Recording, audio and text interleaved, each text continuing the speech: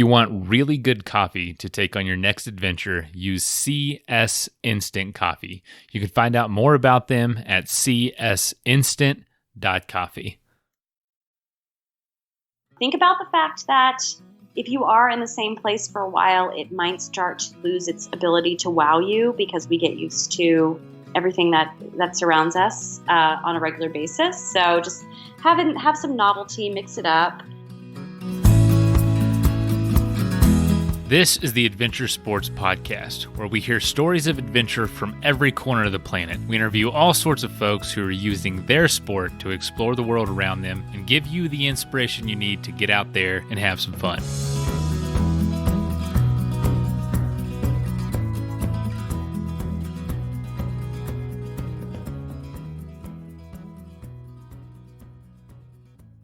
Learning to travel happier. Wow, that's something we could all do. I can't tell you how many times I've been somewhere new and been in the worst mood for whatever reason.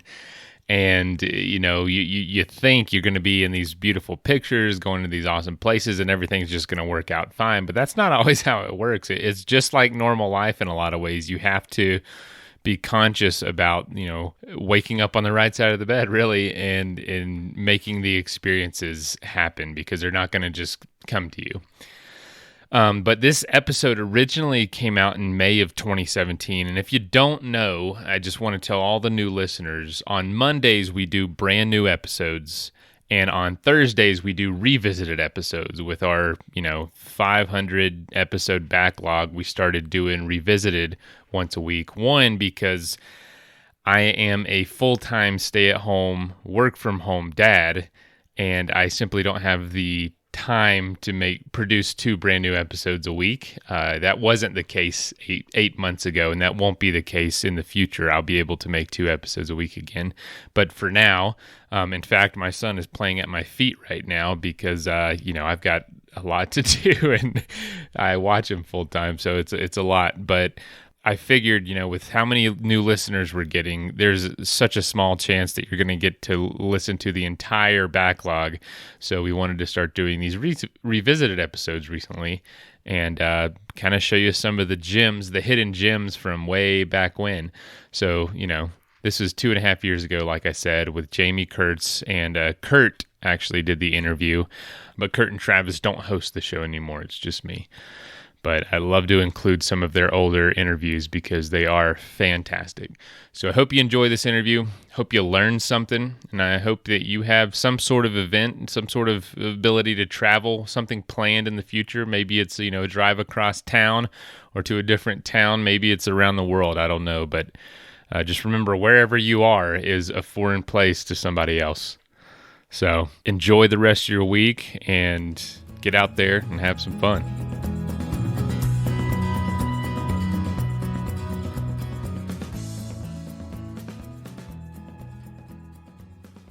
Hey, I have a really fun show for you today. It's a little bit different than a lot of our shows, which is great because we love variety.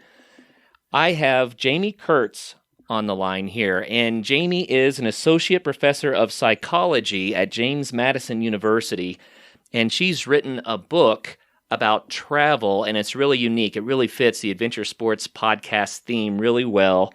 The book is called The Happy Traveler: Unpacking the Secrets of a Better Vacation, and the whole concept is that she has used her studies in psychology to not only write a better way to travel, but a way to make travel really impactful in your life so that you can enjoy it even more. And I'm really excited to dive into the details of that. But before we do, Jaime is also a marathoner. She's done 7 marathons and recently qualified for the Boston Marathon, which is just amazing. She has run multiple triathlons, including 2 half Ironmans, and she loves to cycle, says that is her favorite way to tour destinations that she goes to, and she has done centuries, so she's quite the athlete on top of being an author about travel. So Jaime, welcome to the program. Hi, it's nice to be here. Well, I'm excited to visit with you. I think we're going to have a ton of fun with this one. We like to do adventure travel episodes from time to time. And to be able to talk about the psychology of it a little bit more directly, I think is going to be great. Everyone says, oh yeah, travel's wonderful. Everyone should do it. but I think you and I can peel back the layers a little bit and explain it with your research and for your book. So I'm really excited about this. Great, me too. Let's start out a little bit with your backstory. Who is Jaime Kurtz? Where did you grow up, and how did you get involved in travel and psychology? Sure. I grew up in Reading, Pennsylvania, which is in southeastern Pennsylvania, kind of near Philadelphia. And when I was growing up, my travels basically didn't extend too far beyond the KOA campsite. Once we went to the Jersey Shore, an amusement park or two. But travel really wasn't something that my family was particularly interested in. So I wasn't either, really, as a kid. And then in high school, I started taking art history and really fell in love with the topic. And my art history teacher was planning a Europe trip for her students and actually called my mom at work and suggested that I go, unbeknownst to me. And so my parents talked it over and put it out there to me. And it seemed like a scary move, a big move for someone who hadn't really been out of Pennsylvania very much, but I went and it was really life altering and really incited this passion for travel in me that I've been able to satisfy here and there. You know, there were some lean years in graduate school when traveling wasn't happening all that much, but now I get to do it quite frequently. So I feel very, very lucky. But one thing that inspired me to write the book is that as I was getting the opportunity to travel more and more, I realized that it wasn't always living up to my fantasies. It wasn't always as fun as I had hoped. And a lot of that wasn't because I was going to the wrong places or going with the wrong people. It was stuff about me that was detracting from my good time. So I wanted to consider some psychological factors that play into simple enjoyment of positive experiences. Why is it sometimes surprisingly difficult? I really like the idea of exploring that with you because I've traveled in a variety of ways. Sometimes I was a little bit more like a tourist, and sometimes I was a little bit more like a traveler, right? And I have found that I have a mode of travel that seems to be the most rewarding for me, but I imagine it's different for different people. So I want to dive into that in depth here in a few minutes. And so I just baited the whole audience. We're going to come back to that. It's going to be really cool. But first, I do want to talk a little bit about your marathoning and your cycling and your triathloning and how that has integrated with your travel. Mm-hmm. So for starters, how do you combine your passion for marathons with your passion for travel? So anytime I'm going to a new place, I immediately go on to a running calendar kind of website, like Runner's World has one, and there are a few others running in the US and so forth, and try to find a race. And ideally it would be maybe a half marathon or something, because marathons, you really need to plan those out a little bit more strategically. But, it could be a small town 5K or a 10K, and I sign up and I get really excited. That helps build my excitement because you see so much, you learn so much about the nuances of a place when you are traveling at a slow rate through that place. You get to interact with people. You get to learn more about the landscape. So that to me, it's just they're totally bound up in each other. I always think about where can I run or maybe run a bike and see this place at a slow pace. Oh, that's fun. So you have incorporated some of your passions, some of your hobbies into your travel. I think that for me is probably key to part of what makes travel really rewarding. Mm-hmm. And I'll let you explain from your perspective through your research for your book how all of that works. But I think that's kind of key. And I think people need to understand when you choose to do an adventure sport, it's almost always going to take you to new and fascinating places. That's one of the greatest things about it, I think, is that you get to see all these new places in ways that a tourist wouldn't. You don't just see the main things in the guidebooks. You get off the beaten path and you really peel back the layers. Okay, so when you're running, if you're doing a full marathon, I mean, that's a big event. Like you said, that takes a lot of energy and preparation. A half marathon is not a small event, but is a little bit more manageable. When you're actually running in the event itself, then are you able to connect with the area where you are, or is it more about the race? Well, I'm a competitive person, so I always have these ideas that I'm going to go into a race purely for the experience, just to see a place and soak up the atmosphere.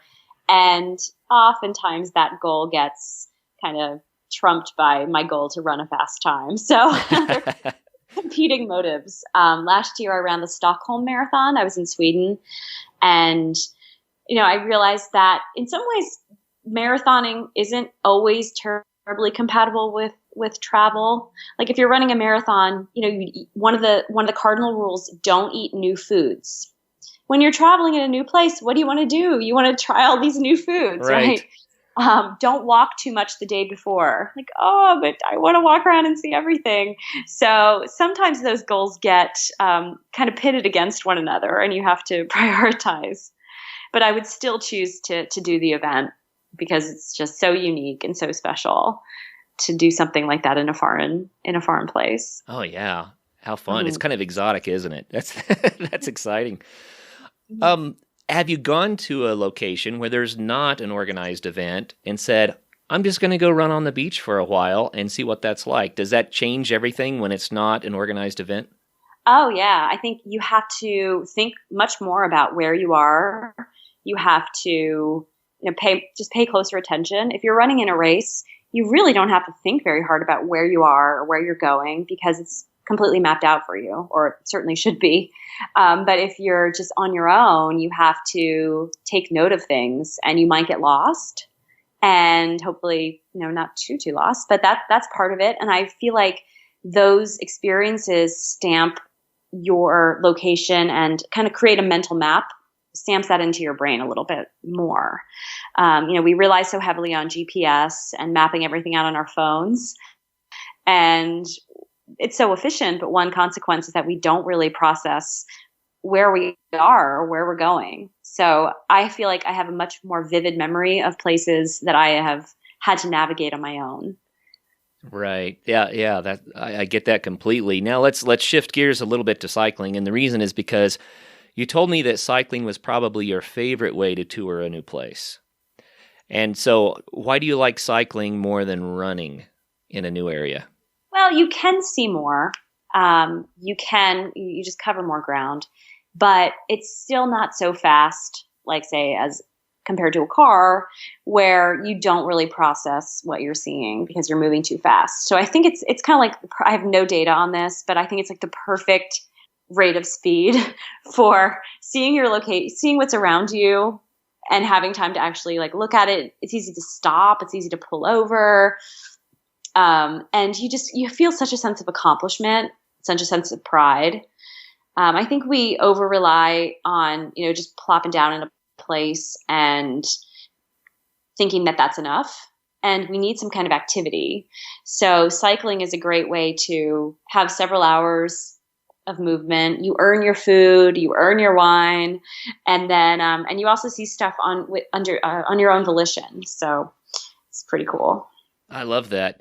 We've had several cyclists on the show, and they talk about the touring that they've done. Mm-hmm. And there's a real common theme that's come out almost every time, and I love to bring it up because I think it's so cool. For some reason, the bicycle acts like an open invitation for meeting other people. And no one knows exactly how that works. Maybe you can help us with this. But one cyclist went into Montreal during a festival, parked his bike, and started walking through, and he wanted to connect with people. And for whatever reason, he was kind of being ignored and snubbed, maybe because he wasn't speaking French, not sure, but he was kind of perplexed by it. So he went back, and he got his bike, and he walked through the same festival pushing his bicycle. And it worked. People started calling out to him. They wanted to know what he was doing, where he had come from, where he was going, and everyone was enthusiastic then to hear his story because he had a bicycle. Huh, that's so neat. Yeah, and I've heard it from multiple cycling tourists who travel around the world that there's something about the bike that makes people know, okay, this is not a bum that's just a drifter going through town. This is somebody who's doing something. Look, they have a bike, right? Yeah. So have you experienced that yourself? I have not. So my tourism on a bike is more fantasy. I have to say, I ride around my home a lot, and I think it's a great way to get in touch with where you live. But I have these fantasies of like biking through Italy and biking through, oh, you name it. So that's part of it, is that you do have this opportunity to meet people. You look like you have a story. You've been somewhere. You're going somewhere. People want to know. And also people who live there are probably like, wow, you chose to come here on your travels. And that's very apparent.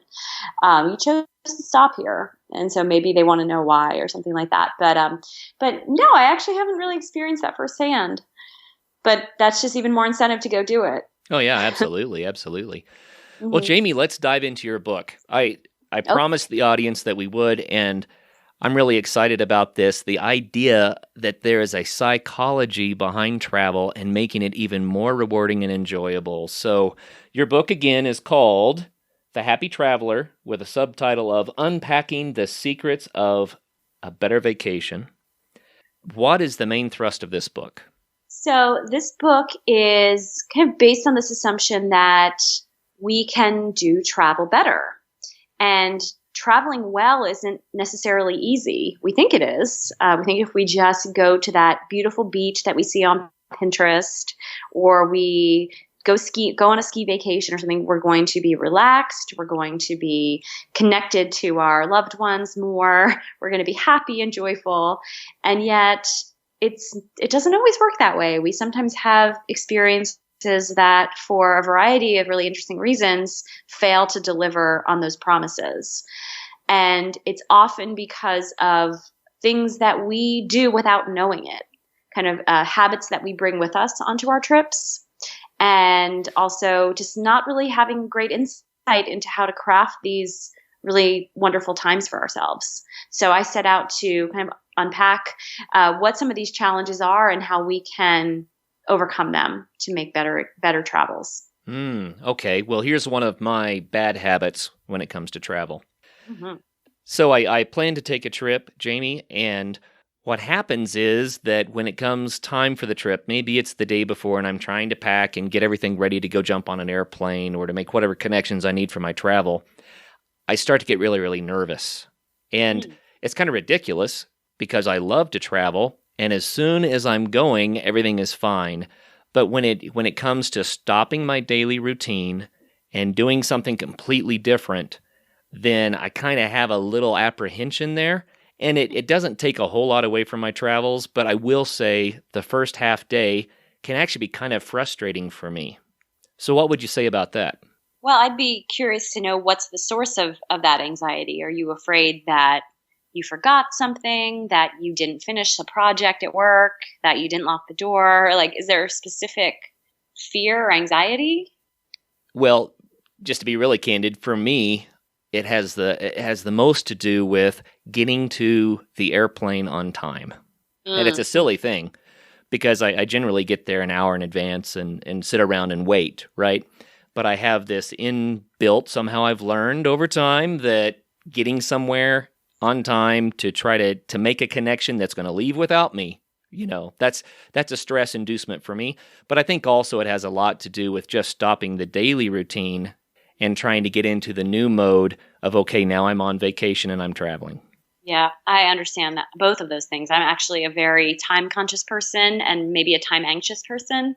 And I have an international flight actually on Tuesday. And I'm being asked to arrive at the airport 3 hours early because it's just not worth the anxiety. Right. So I feel like bring a book. Airports are kind of fun sometimes if you have a little bit of time to spend. So I totally hear you. In the book, this isn't my research, but this is research by a woman at NYU, Gabrielle Oettingen, and she talks about this acronym called WOOP, WOOP, as a way of kind of getting excited for something, but also preparing for anything that might go wrong. So WOOP, WOOP, and the first W is wish. So you might say, I wish to get to my destination and feel energized and not stressed. And the outcome is, is the feeling. So it's going to feel great. I'm going to feel just at peace and ready to see whatever life is going to bring my way. But then you go to the second O, which is the obstacle. So like, what are some of the real challenges that I might face that are going to keep me from that wish? So you might say, oh, missing my flight, or too much traffic on the way to the airport. And then you P is plan. So you figure, okay, how am I going to avoid that? So she's found that people who use this basic way of like thinking about breaking down a goal tend to achieve their goals more readily and also aren't as nervous about them. So you can try Whoop next time you have a trip. Awesome. Whoop. So I'm going to go over that again. The wish is what you want to happen. The outcome is this is the way that experience is going to be, right? Right. And it's basically just positive thinking, those first two. But then you Sure. think about the planning. And then the obstacle is this is what could really screw this up, right? Mm-hmm. So that's what I have to work around to make sure that the first two things happen. And then the plan is how we work around those obstacles so that everything comes together. Exactly. Cool. So Whoop. All right, great tip. So there's another idea that you mentioned to me that I thought was so cool about planning a trip in the future and how that impacts your life weeks or even months before you go on your trip. Can you tell us about that? Yeah. So we always need something to look forward to in life, right? Just we always need something. And travel is one of those things that provides us with something great to anticipate. And it doesn't have to be a massive trip halfway around the world. It could just be a weekend away, just something positive on the horizon. So there's this one study that was done on people going on vacation, and they had to track their moods, how they were feeling for a few days before and during and after. And they essentially found that the time before the trip was some of the most fun that they had, because you get to live in the fantasy, think about all the wonderful places you're going to go, and it's going to be so much better than home and work, and you just let all that excitement build. And then you get there, and that's fun too, but oftentimes reality sets in a little bit, and it's not all wonderful, and you're tired and jet lagged. So that time before you go it's like it doesn't cost any extra, and yet it can make the whole experience so much better. So let that anticipation build. That's one really strong piece of advice I would give. Very cool. So I also have the issue that I'm planning a trip. I'm looking forward to it. I enjoy it. And then we go on the trip, and usually it turns out good, right? At least it's going to be a great experience. And we're going to build some memories. And then we come back home again, and that's when I'm like, oh, now what? Right? Yeah. So how do you overcome that kind of vacuum letdown that happens when the trip is over? Yeah, that is a very real thing. So a couple pieces of advice. One, we tend to think that more time away is better, right? So if you have 2 weeks off, you should spend the vast majority of those 2 weeks away, especially if you're buying a plane ticket. Like you want to get the most for your money there. But if you come back and you immediately have to go back to work and the kids have to go back to school, that basically robs you of all of the relaxation that you just had. And you might as well have, at least on that level, stayed home, because you're going to just go back to being stressed. So leave a little bit of a buffer, and then think about, like, plan something to come home to that you're excited for. There must be things about home that you can only have at home, like certain friends that you like seeing. Sometimes I'll order a little something from Amazon or from some company to have waiting for me when I get home. Just a little something to look forward to. And then also you can think about, what are some things about this place that I just visited that I really love the most, and how could I bring those things home with me? So it might be, say, a particular type of cuisine. You could think, all right, well, I could learn, let's learn to make that. That would be really fun. It might be certain habits that you started to develop. Like when I'm in Europe, I love walking because you just walk everywhere. And at home, I just have the habit of driving because that's what we do. And then there's always a period after I come home from Europe where I say, you know what, I'm going to start walking more. I really, really like that. So coming home is not always fun, but it can be a nice opportunity to reflect on yourself, to think about changes you might like to make. I think it could be crafted into a more positive thing than it normally is thought to be. Yeah, that's really cool. So the one key takeaway, well, actually a few there, but one key thing that you said that really made sense to me is if you have to go back to work on Monday, don't come home on Sunday night, come home on Saturday night. So you get Sunday to go, okay, I'm going to be rested. I can reflect on the experience I just had. I can mentally prepare for shifting gears back into the office or the work, right? That makes a lot of sense to me. Yep. It's a little counterintuitive sometimes when you're planning, you're booking that return flight. You're like, you get one more day in. And there's always that temptation to do it, but there's a cost. Right. And then the idea of taking what you experience while you're on your travels back home and continuing the experience at home. Why do we travel if it's not to learn and experience new things and incorporate them into our lives, right? Absolutely. So that makes perfect sense. Time for a quick message break. CS Instant Coffee is definitely the best instant coffee I've ever had. In fact, just out of convenience and how good it tastes, I decided for the last year I've been taking it on every single adventure I go on, from backpacking to bike tours. Just from convenience sake, it's really high quality and it keeps me from having to take a bunch of other equipment out in the woods.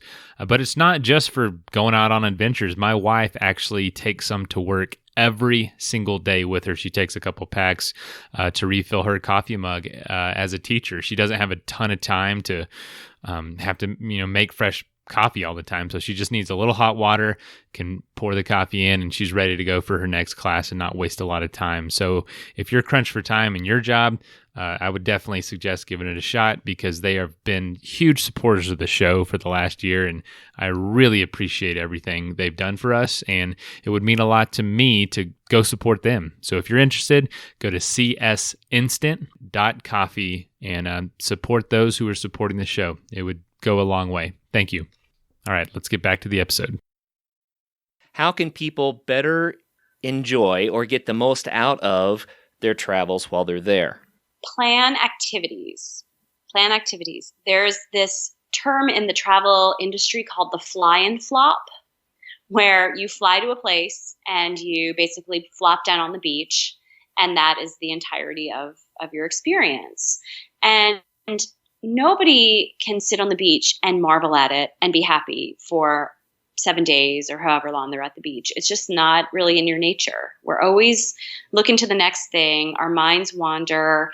Things get old. Things lose their ability to wow us, even beautiful views, right? So even if you're tired, even if you're overworked and all you can think about doing is lying on a beach, I am so sure that you would be happier if you supplemented your beach time with some kind of activity, whatever it is you like, bird watching or hiking or a tour or, skydiving, whatever your thing is, work that in. And then when you do get to sit in your beach chair at the end of the day, it's going to feel so much better.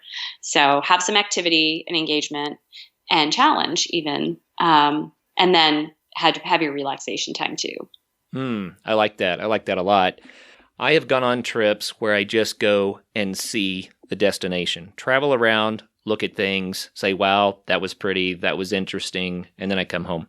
I've also had trips where I go and do a destination or a mix. And I personally, when I do things, like you were saying, plan activities, when I do things, later I find that that's my memory of the trip. It's not really what I saw. It's what I did that I start to remember. Do you think that's the way that most people are, or are people different in that respect? There is some difference. Some people have a higher need for adventure and stimulation than other people. But we all, I think, have some need for it. We have some need for variation too. There's this one study I love that it got some press about 2 years ago, where they had people sit in a room and do nothing. That was their task for like 12 minutes. They just had to sit alone with their thoughts, and people didn't like doing it. So in one version of the study, they introduced an electric shock generating machine, and they said, you sit here with your thoughts, or Or if you want, you can use this to give yourself electric shocks. What? And yeah, it sounds kind of weird, but a surprising number of people just couldn't sit with their thoughts, and they decided, sure, I'll, shake things up by giving myself a little bit of an electric shock, which is shocking that happened. But to me, it tells me, we really don't like just sort of sitting and not doing anything. We don't like that. We don't like being idle. So why would we like it when we go on vacation? We sometimes think that we're going to be different people when we travel, and we're really not. We're kind of the same people. So another reason why we all need some kind of stimulation. And those are the memories. It's true. If you just do the same thing every day, all of that sameness gets lumped together in your memory, and you don't have these distinct, unique things to look back on. So, one reason we travel, I think, is to make this wealth of memories for our life. These stories that we tell, they feed into our identity, and they just they make us star. So as much as you can have these distinct, challenging, engaging, meaningful things that you do, the better. Very cool. So I know we haven't covered every main point of your book. What are some other key aspects of your research that come out in your writings? A new challenge that we have to face as travelers is how to manage technology. So when I first took that Europe trip in high school, we didn't have smartphones. We didn't have Instagram. We had a paper map and we had a postcard. That was it. So there wasn't this challenge. But now when we travel, we can be connected almost anywhere we go. We can be uploading photos to Instagram or Facebook constantly. And we can take practically an infinite number of photographs. And, we want to preserve all these moments because they're precious and meaningful, but we can do it to the point where we're not seeing what we're seeing. So I talk a lot in the book about how to find that sweet spot where you are using technology to save and preserve and share meaningful times, but you're not doing it to the point of taking yourself out of those moments. So that's, I think that's a big challenge to travel. Yeah, and it's deceptive, isn't it? Because people think, wow, I can take all these pictures, I can shoot this video, and later I'm going to really enjoy all of this. Right. I wonder how many people actually go back and, especially videos, I'll see people in a cathedral taking a video of the ceiling or the stained glass. I'm like, are you really going to watch that? Are you ever going to watch that? Right. A personal anecdote here. When I was very young, I was just a kid, about 10 years old. My family took a trip, and we went to an amazing place, several amazing places. But before we went, my sister and I both had a little bit of money to get something special for the trip. And so I bought a small pair of binoculars. My sister bought a camera. We went on the trip, and at the end of the trip, when we were back home, I would ask my sister, wow, do you remember when we saw this and did that? And she said, no. Then she developed the film, and when she was putting the pictures into a photo album, she goes, oh, that's what you were talking about. Wow. And that really impacted me. I was young, but I realized I was looking and studying and building memories while she was clicking and worrying about a camera and forgetting all the things that she had taken pictures of. That is the greatest story. Can I use that? Can I share that with you? Sure, absolutely. Yep. That's so cool. I'm taking a class of students on study abroad next week to Scandinavia, and there's always the phone. The phones are always out, so I might have to share that one. But a psychology study it's one of my favorites. So they got a sample of people in an art museum, just like paintings, and they had some people just take a photograph, snap of each painting, the whole thing. And some people were asked to just take a photograph but zero in on a detail, like a particular brushstroke or like a color they liked a lot or something. And then at the end of the study, they showed them all the paintings and said, which ones did you see and which ones did you not see? And the people who just kind of panned out and took a snapshot of each painting couldn't remember, kind of like your sister maybe. They weren't really processing it. But the people who had to look for details could remember. Like they were just thinking about it more carefully. So we can use cameras and other technology to help us see, but so often we don't. We just like snap, snap, moving on to the next thing. Right. So you have to be purposeful and intentional about it if you want to build those memories. Yeah, I think so. And another thing that we do as a class on Study Abroad is that we do like a drawing activity. And I'm no drawer. I'm not an artist by any means, but it doesn't really matter. You just go out to a place that is pretty nice, one you might be inclined to photograph, and instead you take 15 to 20 minutes and you just try to sketch it out. And in doing that, you have to look, you have to notice interesting things that otherwise you wouldn't notice. And later on, students tell me, yeah, that's one of the most vivid memories I have, is that time that we just stopped and looked and really had to see what was in front of us. And I think that's why we go to places in the first place. Like, why bother going if you're really not going to look and see? But we want to see everything, right? So sometimes we just rush and we don't take the time. So here's a thought for you that I had the other day. Tell me if this makes sense. You plan a trip in the future and you're anticipating it like we mentioned earlier. And then when you come home, you get that vacuum effect, which we mentioned earlier. Is it worthwhile to plan multiple trips, to always have more than one in the future? Yeah, absolutely. If your schedule and your pocketbook allow for that, it makes sense in an anticipation kind of sense.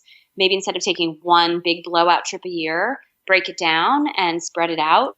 So a few shorter trips here and there, so you always have something to look forward to, I think is a really great piece of advice. Well, very, very cool. Often when we travel, we end up traveling with people that are not always in our daily lives all that much, and people are thrown together, sometimes intimately together, for extended periods. That can create some weirdness. So what are your recommendations for managing all that?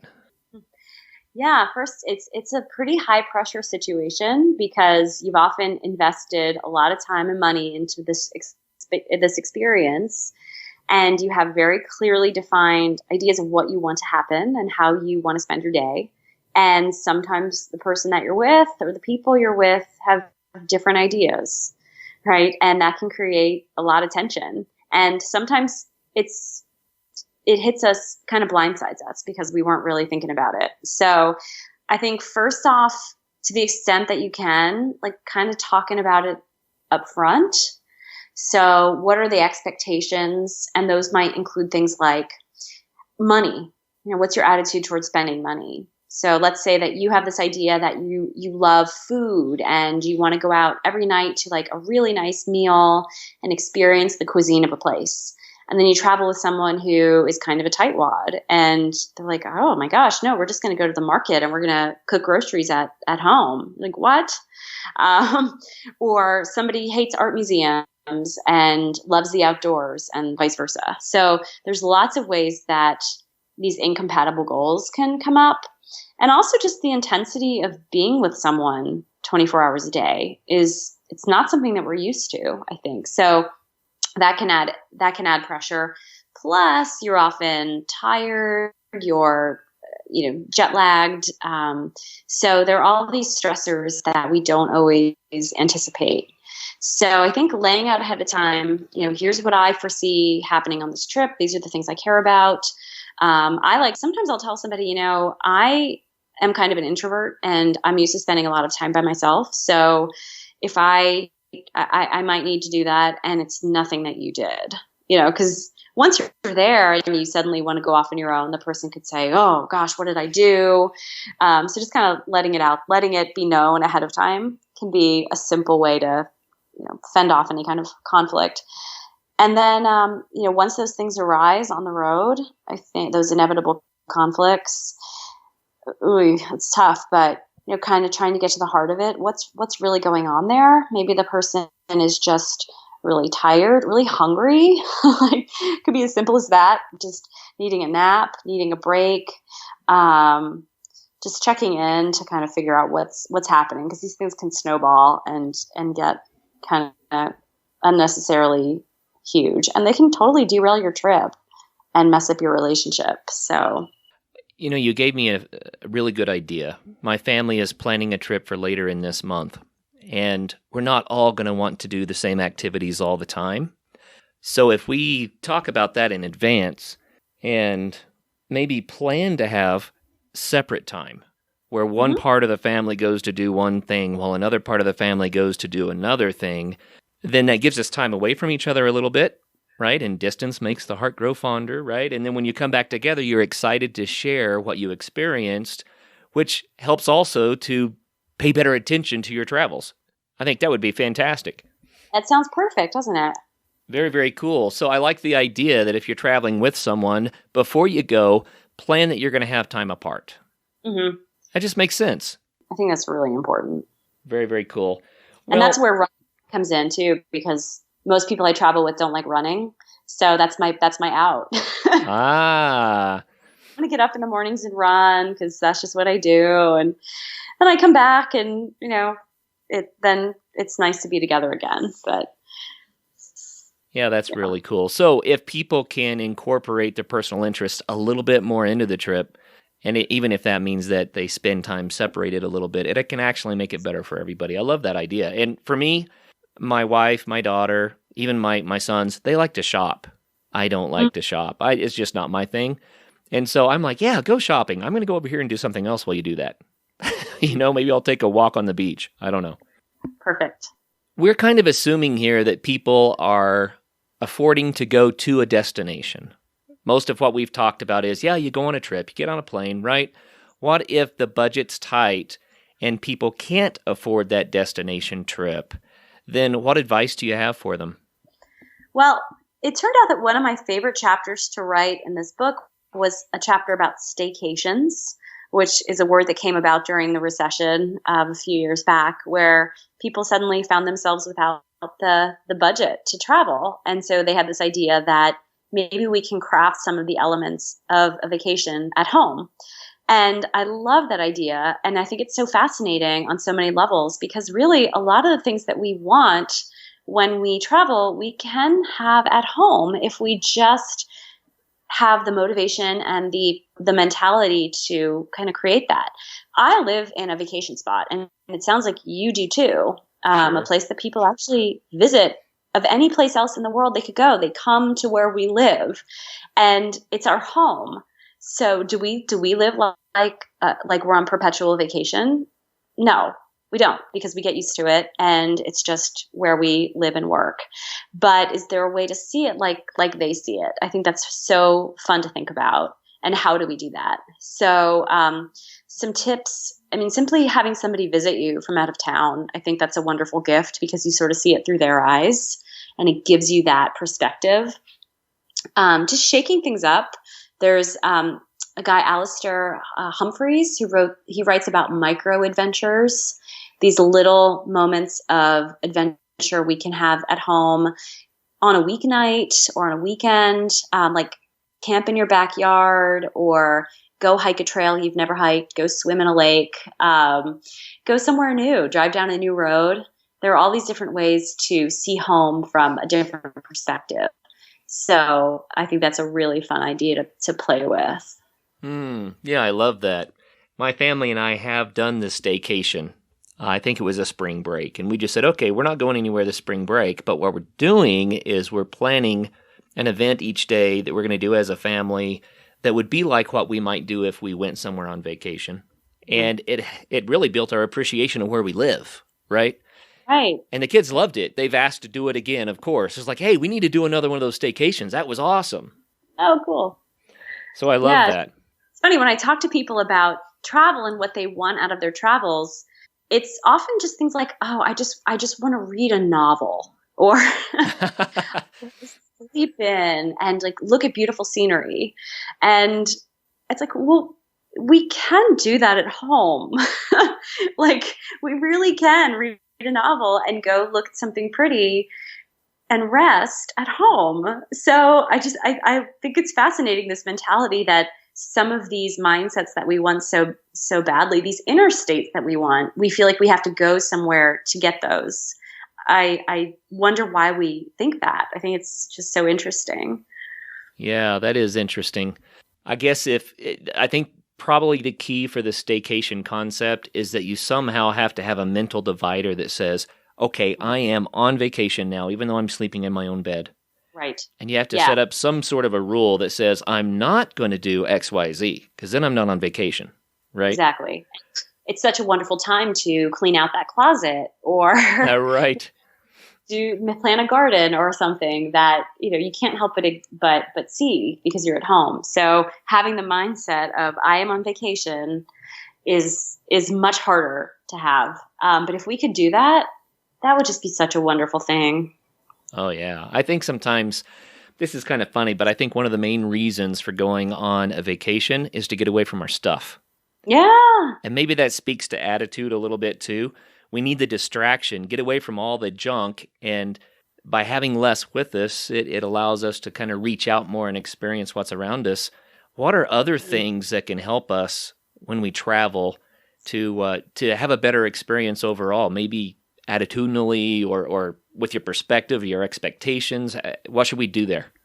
Mm-hmm. So one of the challenges of travel that I talk about is the pressure that we put on ourselves to craft this really epic, unforgettable experience.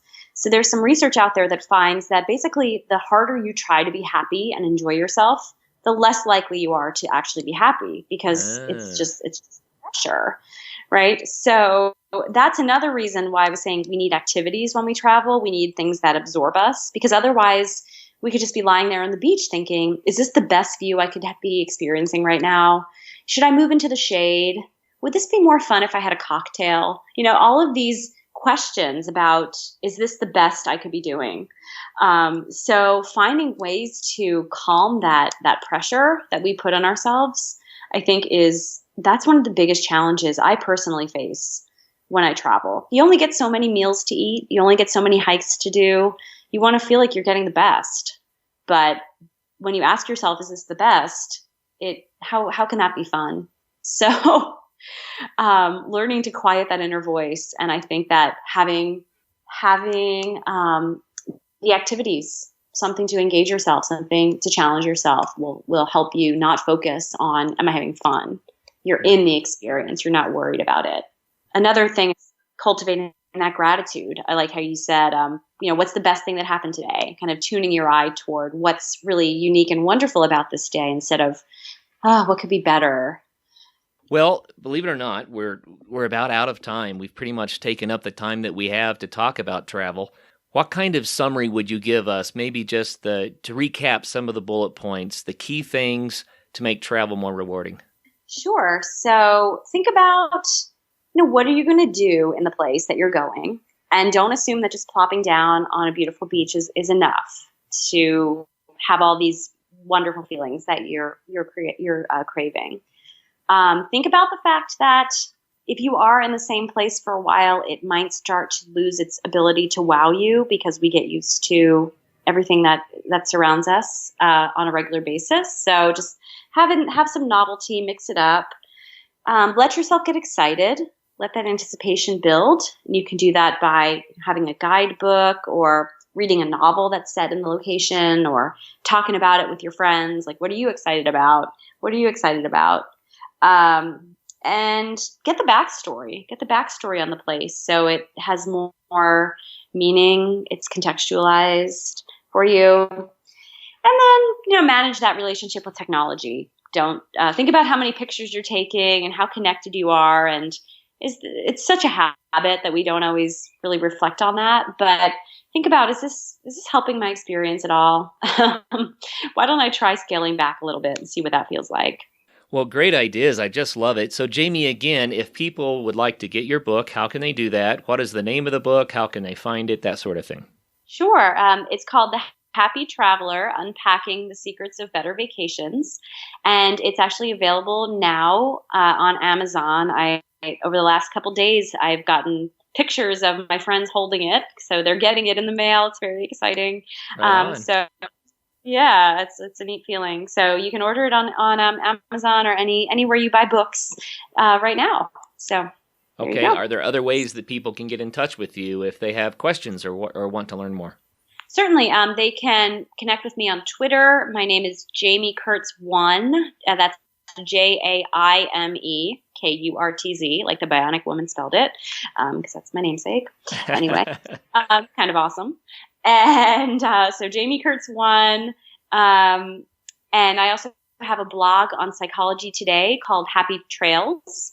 So if you just Googled my name or Psychology Today Happy Trails, you could find that. And there I write about travel and happiness and well-being stuff.